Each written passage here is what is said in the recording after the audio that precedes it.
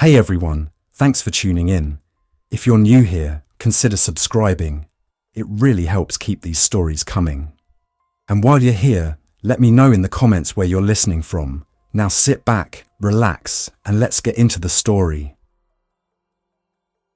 I first saw the word butchers spray painted on a crumpled highway sign at the edge of downtown, 3 weeks after the first emergency alert told us to stay in our homes and wait for help. By then, there was nothing left to wait for. The power had gone out in the second week. At first it was rolling outages, then entire blocks went dark and never came back. I kept telling myself I could fix it. That is what I did before all of this. I was a utility technician for the city, working for the company that handled power distribution along the river. I knew where the substations were, which substations fed which neighborhoods, how the control rooms looked when everything was normal. Now I knew how they looked when everything collapsed. I'm getting ahead of myself. When this started, I was on a service call, standing in the bucket of a truck near a line of distribution transformers along a side street off West Broadway in Louisville, Kentucky. It was a normal Wednesday. The Ohio River was calm. Barges moved up and down, trucks filled the interstates, and downtown still had its glass and steel shine. The emergency alert showed up on my phone as a shrill tone, the kind that reaches inside your skull. Unusual aggressive illness reported. Stay home. Avoid contact with infected individuals. Await further instructions. We had gotten alerts before. Storms, tornado watches, chemical spill drills near the river. None of that prepared us for what we saw an hour later, when the first patrol car tore down the street with its siren screaming, followed by an ambulance that never slowed at the intersection. By the 4th hour, the calls stopped coming on the work radio. By the 6th, my supervisor stopped answering. That night, the local news station showed a shaky clip of people pinning someone to the ground in front of a hospital entrance. The person on the ground was not struggling like a normal person would. Their limbs twisted at wrong angles. They kept trying to get up, even when it looked like they should not be able to. The anchors stopped using the word victim after the second day. They started saying, the infected. On the third day, my neighbor across the hall, Eric Collins, knocked on my door, holding a baseball bat and a backpack. He was a high school history teacher. He should have been marking tests. Instead, he stood there with that bat and asked if I wanted to go with them. Them turned out to be a paramedic named Dana, a mechanic named Jada, who ran a small shop near the Portland neighborhood, and a teenage girl named Lily, whose parents had not come home from their shift at a grocery store 2 nights in a row. I did not want to leave. Every emergency guideline I had seen in training said the same thing. Shelter in place until services stabilize. But the services were not stabilizing. The news anchors looked more tired every broadcast. Then one day, it was just a blue screen and a looping emergency tone. In the second week, the power grid failed for good. I watched the city die neighborhood by neighborhood in the distance. First, the West End went dark. Then lines of black streets crept south and east until even the hospitals lost their glow. When downtown finally went out, it was like somebody turned the world into a photograph. We met in the stairwell by battery lantern and decided to move. The infected had overrun parts of the city, especially areas near hospitals, shopping centers, and big apartment complexes. Our building was small and on the edge of a mixed industrial belt near the rail yards, but more of them were finding their way through every day. We could hear them in the night, shuffling and bumping into dumpsters, making low sounds that did not sound like words, but still had some awful rhythm of breath in them. We left before dawn, slipping through the alley behind the building with only what we could carry. I brought a tool bag, a compact flashlight, and an old bolt-action hunting rifle my dad had left me, along with 2 small boxes of .308 ammunition. Dana carried a trauma bag and a backpack of medical supplies she had taken from the ambulance station before it closed. Eric had his bat, a worn backpack, and a printed city map. Jada had a short pump-action shotgun and a mechanic's backpack with tools, spare parts, and a coil of rope. Lily had almost nothing at first, just a school backpack with some clothes, a family photo, and a can of soup. We did not know it yet, but that first morning together was the start of what we later called the silent route. We moved north, staying close to the industrial zone and away from the dense residential streets. Jada led the way at first. She knew which side streets led past warehouses and which ones wound into crowded housing. She'd spent years driving around picking up parts, running errands between shops, and she hated traffic. That hatred probably saved our lives more than once. We saw our first large group of infected near an overpass where Interstate 64 crossed above. They gathered at the bottom of the ramp, pressing against one another in slow waves, drawn by some sound we could not hear. We cut through the underpass, staying as far from them as we could, hugging the concrete support columns. We smelled them before we were truly close, a heavy, stale scent of bodies that should not have been moving anymore. Lily covered her nose with her sleeve. Dana kept one hand near her bag, but did not speak. None of us spoke that entire stretch. Our footsteps sounded too loud, no matter how carefully we moved. We found our first shelter that afternoon in a distribution warehouse for home improvement supplies near the river. Somebody had already stripped it of most of the obvious food and gear, but the storage racks were tall and solid. We climbed up to a steel mezzanine above the loading doors, pulled up the ladder behind us, and blocked the stairwell with a pallet of boxed ceiling tiles. That night, we made 3 simple rules. The first rule came from Dana. No fires at night, she said quietly, looking out over the dark parking lot through a narrow window. No open flames outdoors, no torches, no trash burning. Anything that can be seen from more than one building away is a risk. The second rule came from Eric, staring down at the printed map. No talking outdoors, he said. Not even whispering unless it is absolutely necessary. If we need to communicate, we use hand signals, or we wait until we are under a roof and behind a closed door. The third rule came from me. No repeated routes, I added. We do not walk the same streets in the same order 2 days in a row. If something is watching us, or someone, we do not hand them a pattern. We added a fourth rule later. No prominent footprints. That one came after we noticed tracks that were not ours crossing ours. The first days of the silent route were clumsy. We had to learn how to break habits we did not know we had. People talk outdoors even when they do not need to. They point, they grunt, they say, "Look at that," without thinking. We had to train ourselves out of it. Eric started using hand signals like he was teaching a class with no voice.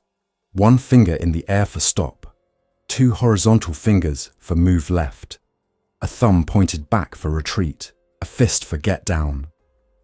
We moved in the hours before sunrise and the hours after midnight, when the infected seemed more sluggish and the gangs were less active. We did not know much about the gangs at first. We saw fresh spray paint on walls, sometimes just tags we recognized from before, other times new symbols. We saw cars with their windows broken out and doors left open on purpose, like traps. We saw strings of empty cans across alley entrances and trip lines made of fishing line. We scavenged food from vending machines in office lobbies, employee fridges in shuttered businesses, and break rooms in empty warehouses.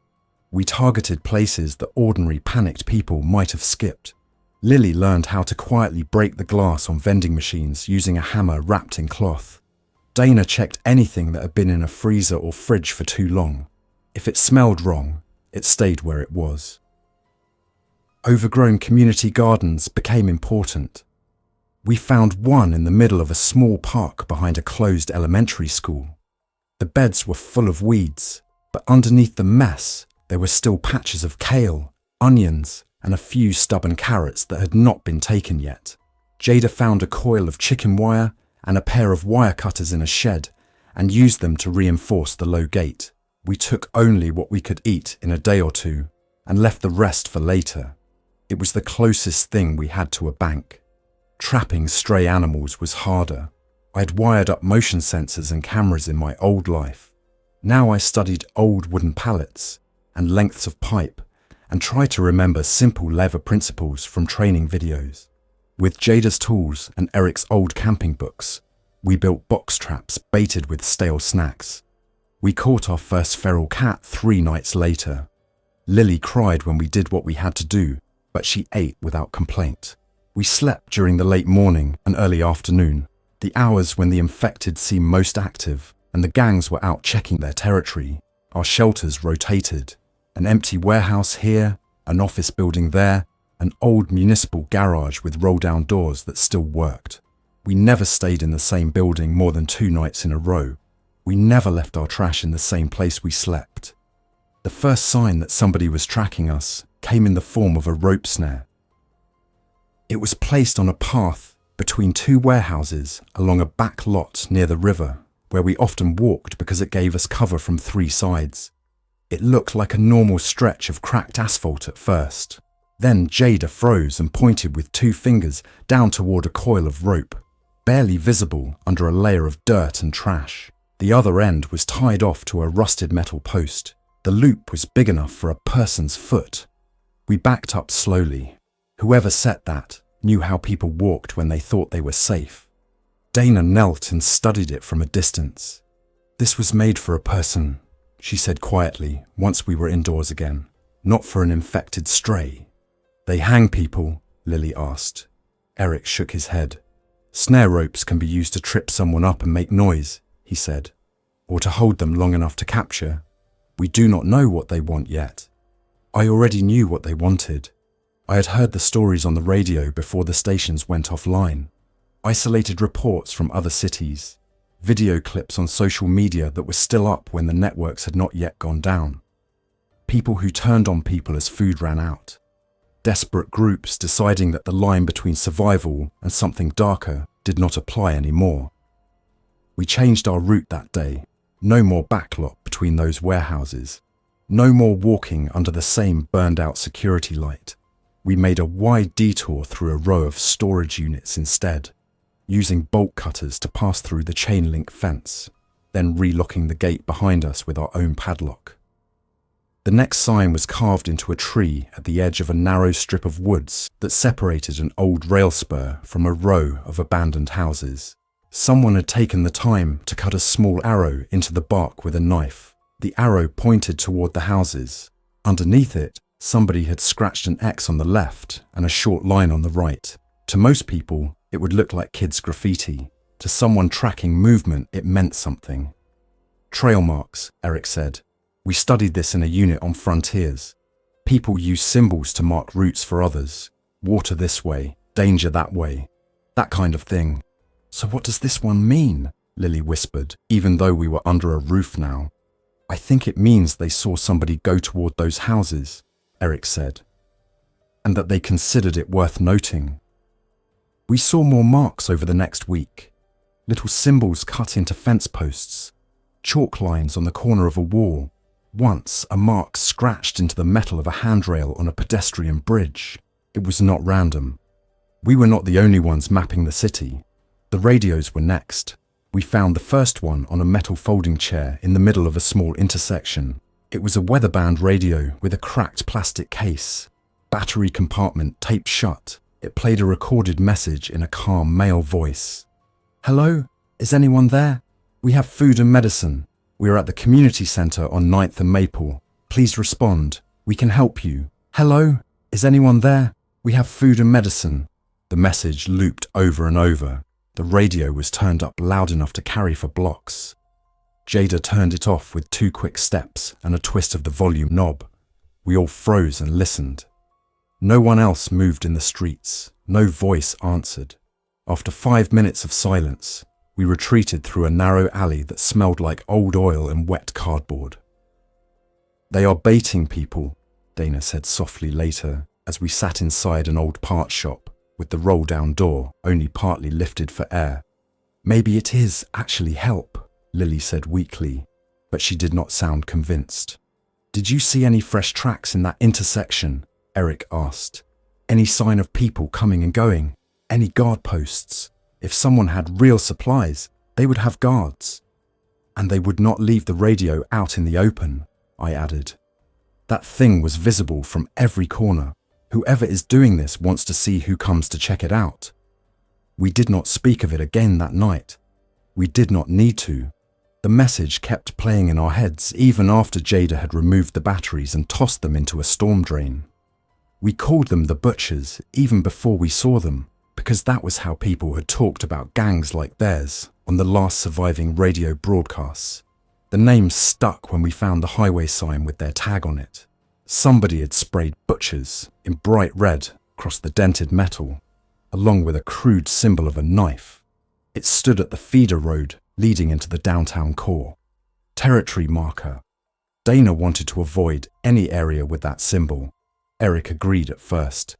Jada pointed out that the more territory these people claimed, the fewer safe routes we would have. I looked at the map on the hood of an abandoned delivery van and traced our recent path with my finger. The Butchers had tagged the main approach into downtown and the streets around the old bus terminal. They had not yet touched the industrial belt running parallel to the river, at least not that we had seen. We stay on the fringe, I said. We let them have the center. As long as there is a border between their territory and ours, maybe they will not bother to cross it. That border was a line of half-collapsed warehouses, parking lots, and an old bus terminal that the city had mostly abandoned when the newer transit center opened closer to the rebuilt riverfront. It was a big concrete relic, pitted with cracks, its bus bays empty. It sat on the edge of Butcher territory like a dead tooth at the back of a jaw. We did not plan to be there the day everything changed. The silent route had brought us on a sweep around the outskirts of downtown to search for hidden food supplies in corporate buildings and storage facilities. We had heard rumors over the last few days, faint voices on the last working battery radios that we occasionally scanned at night, talk of people going missing near the old terminal, talk of gunshots there after dark. We approached from the west in the pre-dawn grey, sticking to alleys and service roads. Our target was a small grocery distribution office next to the terminal that might still have sealed snack packs or emergency supplies in the basement. Dana said hospitals and offices often kept emergency food and water. Not many people thought to search the administrative side of those places. They went straight for the front doors and shelves. The wind carried voices toward us long before we saw anyone. We stopped behind a row of rusted dumpsters and listened. At first, I thought it was a radio. The voices were oddly flat. Then I realized what I was hearing was fear. "Please," a woman said. Her voice cracked on the word. "We have a child. We are not sick." A male voice answered, hard and controlled. "You walked into our zone," he said. "You saw the tags. You knew the rule. We did not see." There was the sound of a blow, not described by sound alone, but by the way the voices cut off, and Lily flinched beside me, even though she could not see it. Eric's fingers dug into my arm. He mouthed, "Back." His hand made the signal for retreat. I did not move. I wanted to go around the front, see what was happening, do something. The paramedic part of Dana probably wanted the same. Jada's hand tightened on the stock of her shotgun. Lily's eyes were wet, but she did not make a sound. "There is still meat on the road if you know where to look," the man continued. "Food is food. You want to live, you pay the cost." I knew then that my assumptions about what the Butchers did were correct. They were not fighting for territory. They were treating people like resources. I took half a step forward before Dana's hand closed on my jacket. Her grip was iron. "If you go out there, we all die," she whispered, barely moving her lips. "We cannot just listen," I whispered back. "We do not have the numbers," she said. "We do not know how many of them there are. We do not know what weapons they have. If we show ourselves, we do not save them. We just add bodies." Jada's eyes met mine. Her voice was almost soundless. "If we fight now, we might hit one or two before they hit all of us," she said. "Then what happens to Lily when we are gone?" Lily heard her name and shuddered. She bit her lips so hard I thought she would draw blood, but she stayed silent. We stayed behind that dumpster and listened until the voices stopped. It did not take long. There were no shots, only shorter sounds that I do not need to describe. The infected in the area must have heard something, because we heard distant shuffling and a few low, hungry sounds, but not close enough to force us to move. The moral line I had always thought I would hold broke in that moment. Not because of what we did, but because of what we did not do. I told myself a dozen things to make it easier. We were outnumbered, we were outgunned, we were unprepared, there were infected nearby. Any move we made would have put us in the middle of 3 threats instead of 1. We could not save everyone. None of it really helped. We retreated, as silently as we could, moving along the back of the terminal and cutting through a fenced-in lot of old maintenance vehicles. Eric could not look at me. Dana kept her jaw clenched so hard the muscles in her neck stood out. Jada scanned every window and rooftop with tight, jerky motions. When we were safely behind a locked door in a small warehouse half a mile away, Lily finally spoke. "We are no better than they are," she whispered. "Yes, we are," Eric said immediately. "We are still alive." "That is not what I meant," she said, and curled up in the corner with her back to us for the rest of the day. That was the day the silent route changed from a smart plan into a burden. Before, our rules had been practical measures to stay alive. After the bus terminal, they also became a way to avoid facing what we were willing to let happen, as long as we were not the ones doing it. We stuck to the outskirts of butcher territory after that. Our food situation grew worse. The vending machines were empty now. The office break rooms were stripped down to old coffee filters and broken mugs. The community gardens had been picked over, not just by us, but by other desperate people. Many of the plots had been trampled. The young fruit trees that had lined one garden were cut down.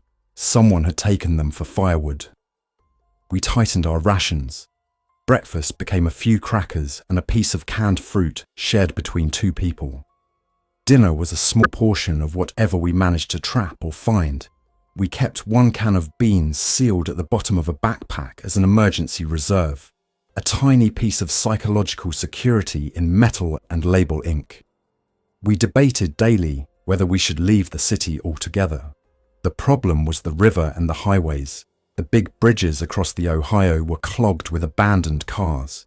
Some had been pushed aside to make narrow paths, but those paths were patrolled by infected groups and occasionally by people we did not recognize. The shortest way south was on foot along Interstate 65. But that meant miles of open ground with no real cover. We would have to walk between stalled cars, exposed, unable to slip away quickly if a large infected group or a patrol of butchers came through. In the end, the city's shell felt safer than the empty highways. At least here, we knew the hiding spots. We knew which stairwells stuck and which roofs had working access doors. We knew which alleys tended to collect infected strays and which ones stayed clear. Our break came in the form of a water treatment plant. Jada spotted it on the map first. It sat near the river on the eastern side of downtown, closer to the butcher core than we had gone in days. It was a low, wide complex of concrete tanks and administrative buildings feeding the municipal water system. I had been there twice in my old job, checking on the electrical systems that controlled pump stations and monitoring equipment. I remembered it as loud, bright, and constantly humming with machinery. Now it was quiet on the outside. The tall chain-link fence was intact in most places, though the gate hung open about a foot. The security lights were off. No vehicles moved inside the yard. From the access road, it looked like the plant had been abandoned in a hurry. "There might be backup generators," Jada said, "or fuel, or sealed water supplies." "There will also be infected," Dana said, "and possibly people." "I doubt the infected stayed here in large numbers," I said, thinking about how they tended to cluster where they had fed early on. "This area is mostly industrial. Not many homes, not many shops. They were drawn to the hospitals and dense neighborhoods." "And people?" Eric asked. "If the butchers took anything useful from here, they may still have someone keeping an eye on it," I said. "We have not seen their symbols on this side of downtown yet, though." We watched the plant from a distance over 2 full-day cycles. taking turns behind the shattered windows of an abandoned auto parts store across the road. We saw small groups of infected shamble past the open gate and keep going. Once we saw the outline of a person on the roof, but it might have been a trick of the sun on a ventilation unit. We did not see any patrols, fires, or other signs of human occupation. On the third pre-dawn, we slipped across the access road and through the half-open gate, moving low and fast. The air inside the yard smelled faintly of chemicals and stagnant water. Tall clarifier tanks rose in ranked lines to our left, their railings casting long shadows in the early light. The main administrative building stood ahead of us, a square block of offices and control rooms. To the right, a squat concrete structure covered part of the ground like a bunker. That was where the maintenance tunnels were.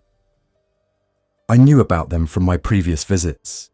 The plant had a network of service tunnels beneath the main tanks and buildings, carrying pipes, electrical lines, and access ways for workers. Once, a maintenance supervisor had joked that you could walk from one side of the facility to the other underground without seeing daylight. But the part that made my heart speed up when I saw it again was not the tunnel entrance itself, but the fact that it was surrounded by palleted supplies and stacks of plastic-wrapped chemical drums. Someone had used this area as storage, which meant it might also have hidden spaces. We reached the maintenance building without incident and slipped inside. The main floor was a long, tall room with tools on racks and workbenches lined up along the walls. Most of the portable tools were gone. The racks were half empty, but a heavy metal door at the far end, marked Tunnel Access Authorized Personnel Only, was still closed and locked. Jada produced a pair of bolt cutters and a small pry bar from her pack. Between the two tools, and with some help from my knowledge of how the latch mechanism worked, we got the door open in under 10 minutes. The sound of the latch popping echoed down the concrete stairwell beyond like a small explosion. We froze, listening, but heard nothing in response except the faint drip of water. We descended into the tunnels with headlamps at their lowest setting. The concrete steps led down to a corridor lined with insulated pipes and cable trays. The air was cool and smelled of damp concrete and rust. The tunnel extended in both directions, one way leading deeper under the facility, the other toward what I knew was the riverside. We followed the course beneath the main building first.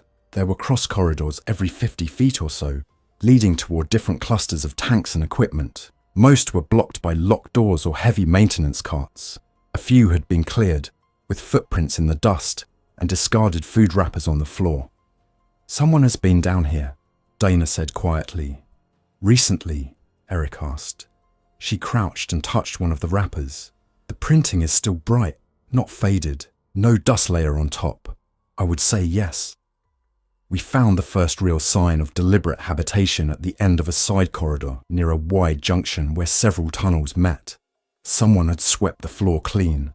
Wooden pallets had been stacked to form partial walls. A couple of worn foam mattresses lay against the concrete along with some folded blankets and a crate serving as a table. There were empty cans, but they were stacked neatly, as if waiting for some later use. "Someone built this as a shelter," Eric said. "This is not an accidental stop." "Do you think it was the butchers?" Lily asked. "Who else is organized enough to make a place like this underground?" Jada said. "Random survivors do not usually have the time or the security to do this.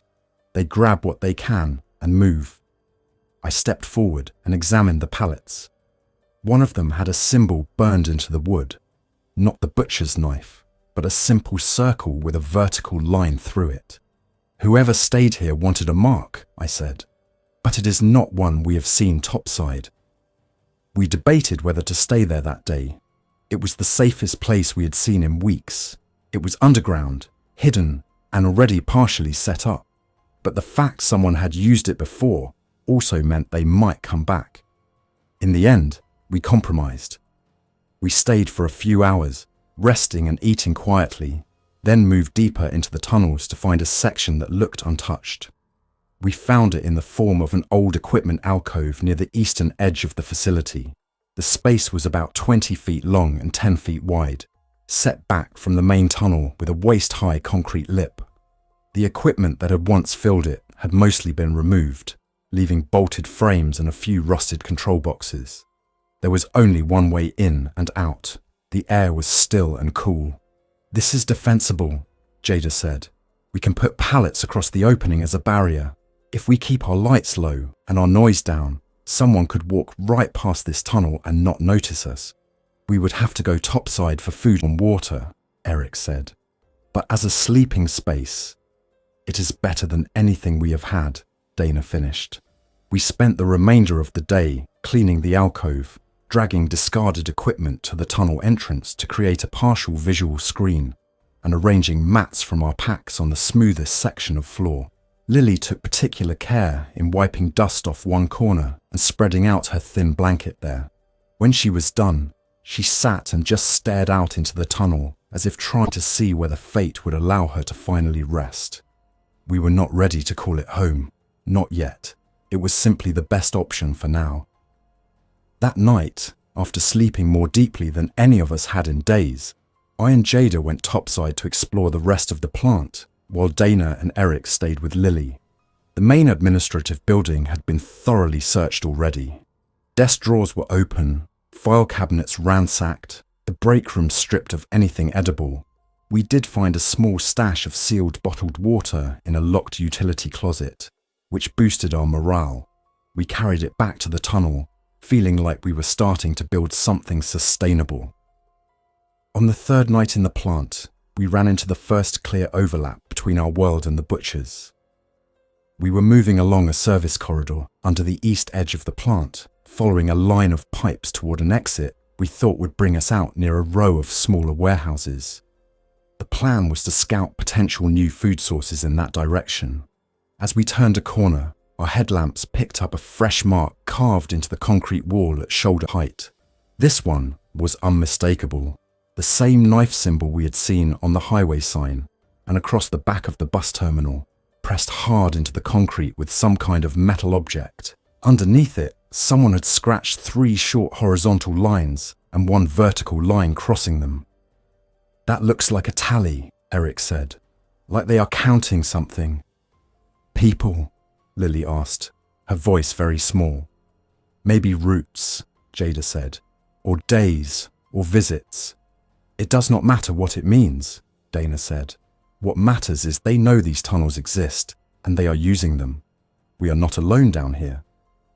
The plant, which had felt like a refuge that morning, suddenly felt like inescapable ground, shared with predators we could not see.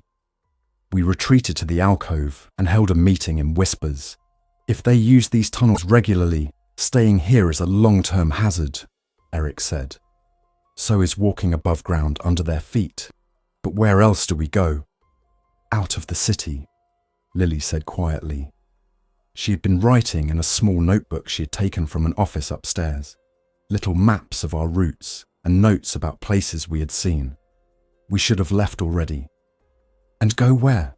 Jada asked. "Into the countryside, where we do not know any of the roads or which small towns are overrun. At least here, we understand the terrain. There might be fewer people out there," Lily said. "Fewer gangs, fewer infected that used to live in big clusters like this. And fewer buildings to hide in," Jada answered. "Fewer places to get food or shelter in bad weather. We would be exposed in open ground any time we move." I listened to them argue in hushed tones, the hum of air in the tunnel loud in my ears, and thought about something I had not dared fully consider before, that there might not be a choice between the city and the outside, that the city was only stage 1 of a collapse that would roll outward until there was nowhere untouched. The butchers were not just a threat, they were a symptom. "We can use this place," I said finally, "but only as a stepping stone. We are not going to build a new life under a water treatment plant while a gang like that walks over us.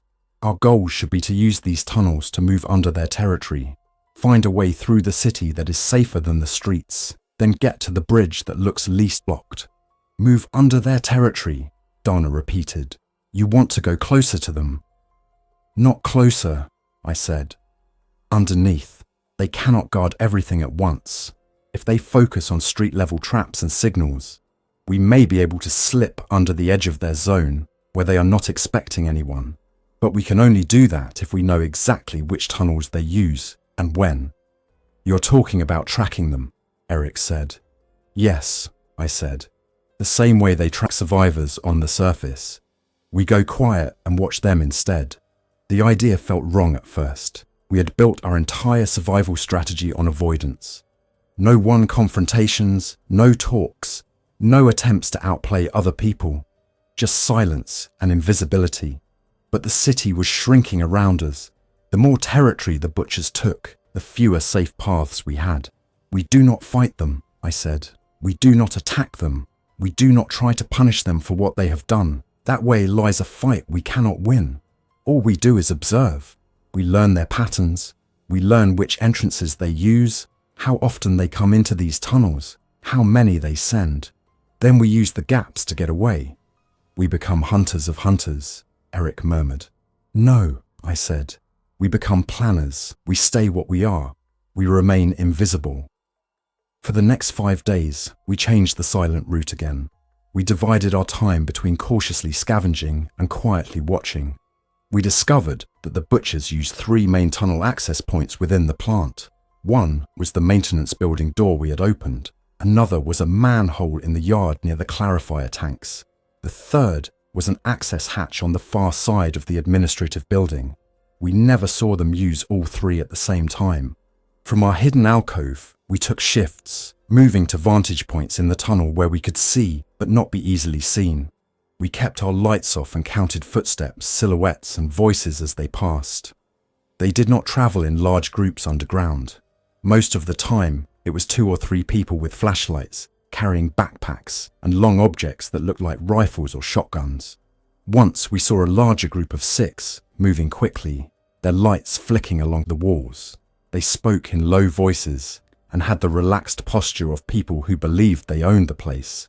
We learned they tended to use the tunnels in the late afternoon and early morning, probably to move between positions around their territory without exposing themselves to infected in the open. We noticed that they rarely went all the way to the eastern edge of the plant. Their footsteps faded out near one of the side junctions.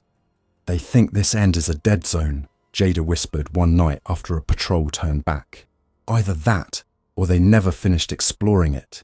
Fine, Dana said. Then that is the part we make ours. We also learned something else. Their maintenance shelter, with the burned-in circle symbol, was one of their staging areas. We saw them stop there twice that week, resting briefly and swapping gear. That meant they considered some of the tunnels safe enough to pause in. We were living under hunting trails. The knowledge pushed the 4 of us adults in different directions. Eric became more withdrawn.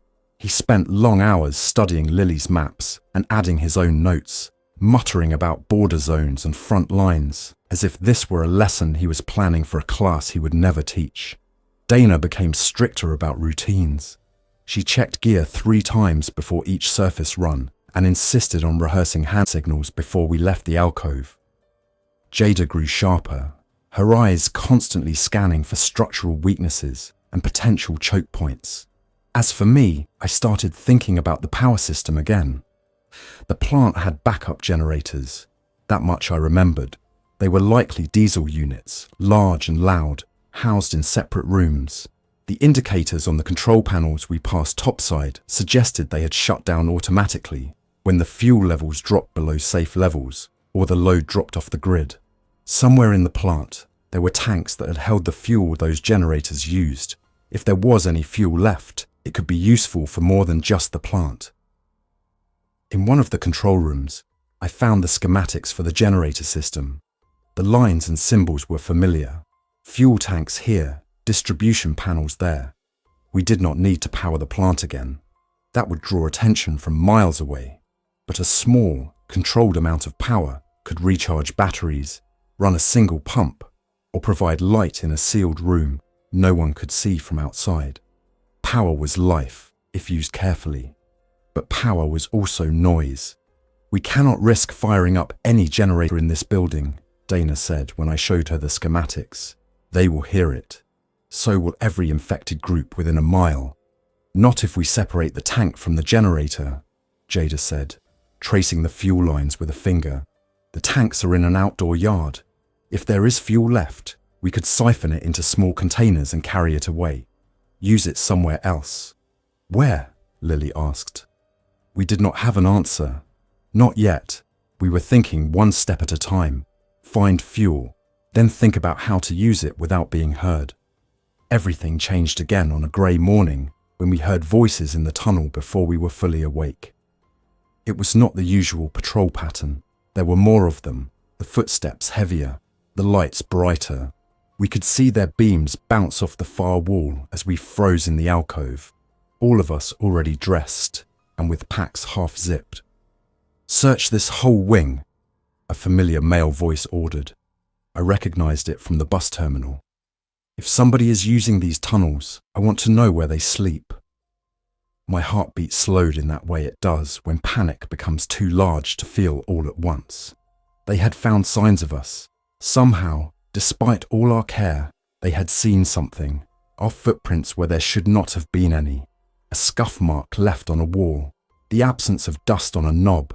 It did not matter what it was now. They were here. We had two choices. Stay in the alcove and hope they passed, or move deeper into the maze of tunnels now and try to outrun their sweep. Staying meant trusting that our barrier of pallets and equipment, our careful cleaning of the floor, and the natural shadow of the alcove would hold. If it did not, we would be trapped with one way out.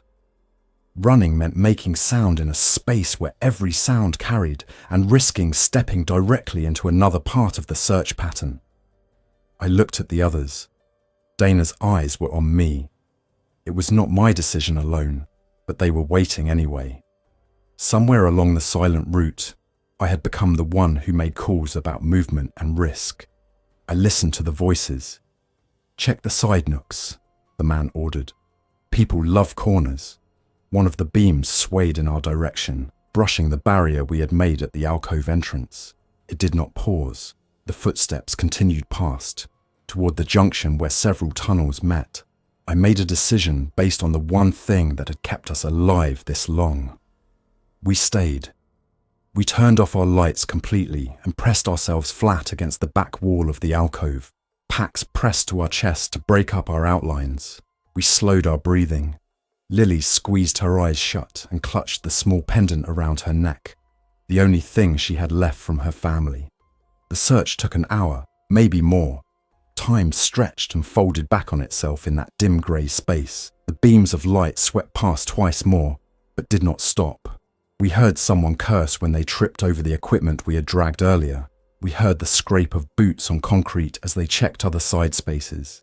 At one point, a light shot across the ceiling above our alcove, close enough that I could see the dust motes in the air. I expected a shout. It did not come.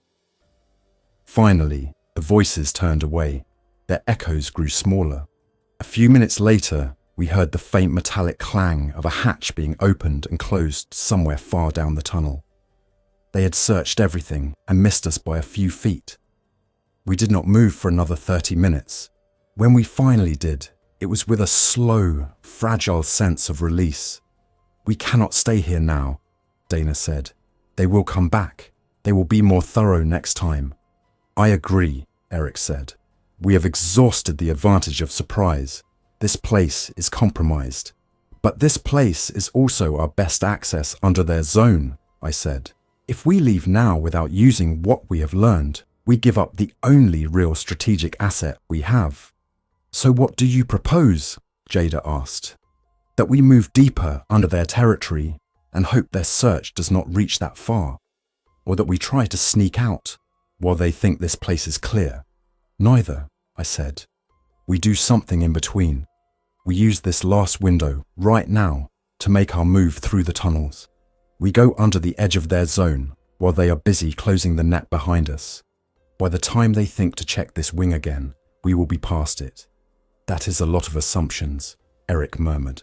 Every route has assumptions, I said. On the surface, we assume the infected will not be swarming at a particular intersection. In the tunnels, we assume they will not search the same sector twice in one shift. The difference here is that we have observed their pattern for days. It is the best information we have. And if we are wrong, Lily asked. Then we adjust, I said simply. Or we do not. But staying here now is not safety. It is just waiting for them to be thorough enough to find us.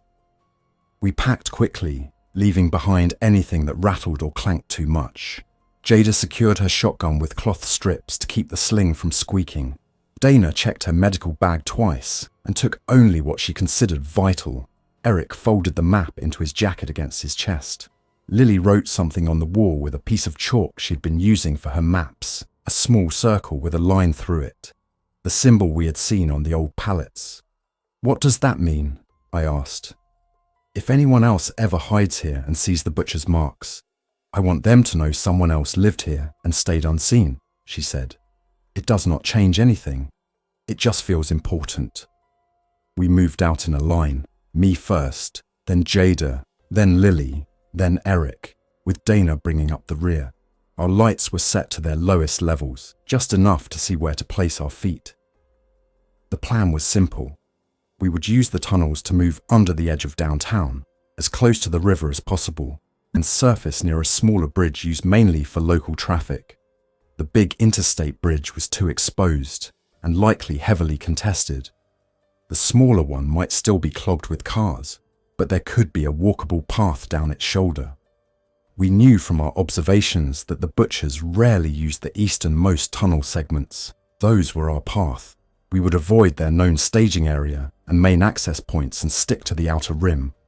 It worked for the first half mile. The tunnels curved gently, following the layout of the plant and adjacent utilities. We passed under old streets, our heads full of silent images of what those streets used to look like. Traffic lights cycling pointlessly at 3 a.m, delivery trucks waiting at loading docks, people in reflective vests doing night shifts. Once, we heard infected above us, their uneven footsteps scraping on pavement. The sound bled down through a storm drain overhead. We froze until it passed, the awareness that predators could be directly over our heads without knowing we were beneath them pressing in on us. At a 4-way junction, where the main tunnel intersected with a narrow branch, we encountered our first real problem. The branch that led toward the river was partially flooded. Water filled the lower half of the tunnel, dark and still. We could not see the floor beneath. We could wade it, Jada whispered, shining her light at the surface, if it is not too deep. Or we could step into a hole and twist an ankle, Dana said. Or worse, there could be broken glass or metal under there. We do not have time to go back and find another route, Eric said. The longer we stay in the core of this system, the more likely we are to bump into another search team. I studied the tunnel entrance. The water level was just above my knees at the edge. It might be shallower or deeper in. The top half of the tunnel was open. We could keep packs and weapons above the waterline by hugging the walls. Infected do not like water, I said quietly. We have seen that topside. They avoid wading if they can. That makes this path less likely to be used by either them or the butchers. That makes it better for us. That is a thin comfort, Dana muttered, but she nodded. We went in single file, one hand on the wall, the other holding our gear above the surface. The water was ice cold. The shock of it was like stepping barefoot onto a frozen sidewalk. Every step was a guessing game. Some parts of the floor were smooth. Others had debris that shifted underfoot. Twice my boots scraped something narrow and hard that might have been metal pipe or old conduit. Lily nearly slipped once. Eric caught her arm before she went under. We did not speak, but I felt an invisible line between us tighten and hold. We emerged on the other side of the flooded section after what felt like an hour, but was probably only 10 minutes. My legs ached from tension. Our pants were soaked up to mid-thigh. The chill settled quickly, making our teeth chatter despite our efforts to keep them still. The tunnel sloped upward after that. We could feel it. The air changed too, becoming fresher, with faint drafts that smelled of the river. We were close to an exit. We found it in the form of a metal ladder bolted to the wall, leading up to a circular hatch. The hatch's underside was stenciled with the faded words, "Service Access Riverfront." "This should come out near the river path," I whispered. "If I am right, there is a narrow maintenance trail along the floodwall that maintenance crews used. It might be blocked, but it might also be our best path to the smaller bridge." "How do we know there is not a patrol or infected group right above us?" Eric asked. "We do not," I said. "But we have to surface somewhere. At least here we have some cover. If the hatch opens flush with the wall, we can peek before committing." "I will go first," Jada said. She slung her shotgun across her back, climbed the ladder quietly, and pressed one ear to the hatch. She listened for a full minute, then gently tried the handle. It turned with a soft, metallic scrape. She froze, waited, then slowly pushed upward until a crack of light appeared. She held it there, eye to the gap, for a long time. Finally, she eased the hatch open enough to slip through. We waited below, pressing against the ladder and wall. After what felt like another hour, her hand appeared in the hatch and beckoned. We climbed out one by one into weak daylight. The hatch opened into a shallow recess in the inner side of the concrete floodwall. The river lay 50 yards beyond, wide and grey, moving sluggishly under a sky full of low clouds. The maintenance path ran along the wall's base, narrow and cracked but mostly clear. To our left, the smaller bridge rose over the water, its steel framework lined with stalled cars. To our right, the riverfront curved away toward the industrial docks. I scanned the area. There were infected in the distance, scattered along the old park that lined part of the riverfront, but none close to us. I saw no human patrols, no fires, no obvious gang presence. For the first time in weeks, I felt open sky that did not immediately feel like a trap. "This is our shot," I said quietly. "If we stay low and move along the waterside, using the wall for cover, we might reach the bridge without drawing attention." "What if the bridge is impossible to cross?" Lily asked. "Then we reassess," I said. "But we do not go back underground now. We push through for this. We use it." We moved along the path in a crouch, keeping the concrete wall between us and most of the city. The river smelled of mud and chemicals. The wind coming off the water cut through our damp clothes and made us shiver harder, but it also masked some of our scent and sound. The closer we came to the bridge, the more abandoned vehicles we saw, even on the maintenance path. Some had been pushed off the road above and tumbled partially down the slope. Others looked like they had tried to escape the jam and gotten stuck. We reached the base of the bridge and saw the state of its deck. Cars and trucks were locked bumper to bumper in all lanes, some sideways, some piled at odd angles. There was no visible clear line across, even for a person on foot. The shoulders were jammed with stalled vehicles as well. "There is no way we can walk this without climbing over dozens of cars," Eric said.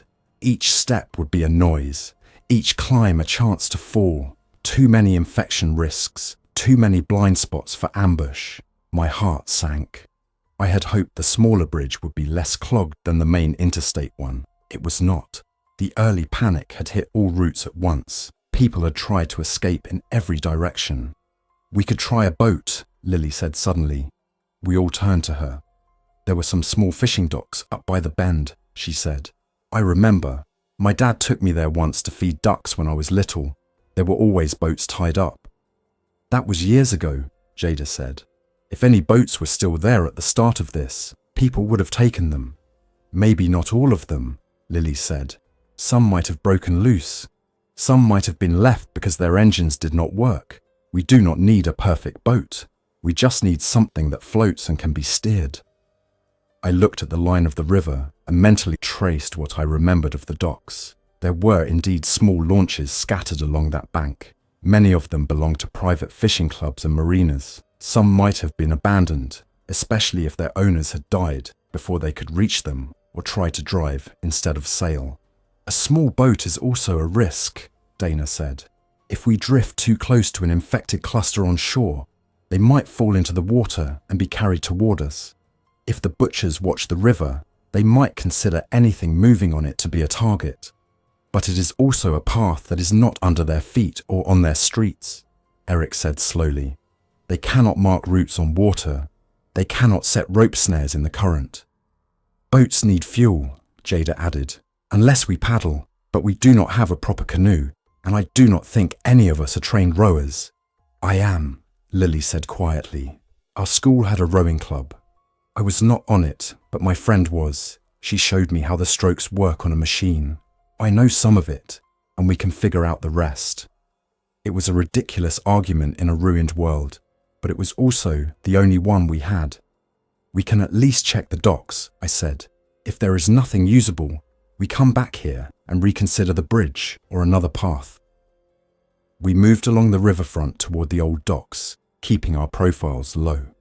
Twice we had to detour around clusters of infected, using overturned picnic tables and abandoned kiosks as cover. Once we saw a gang patrol through a gap in the wall, their jackets marked with the butcher's symbol, moving along the street above. They did not look down at the river path. By the time we reached the first set of docks, the clouds had thickened. A fine mist began to fall, dampening surfaces and softening sound. It would make everything slippery, but it would also make us harder to hear. The docks were a mess of tangled lines, half-submerged planks, and listing boats. Many of the small craft had broken loose and drifted. Others banged gently against the pilings, their hulls scuffed. Some were clearly unusable at a glance. Holes in the side, missing motors, half sunk. We found one that might work. It was a small aluminum fishing boat tied to the far end of a floating dock that had somehow held up better than the rest. The boat's sides were dented, and the outboard motor on the back looked old, but the hull seemed intact.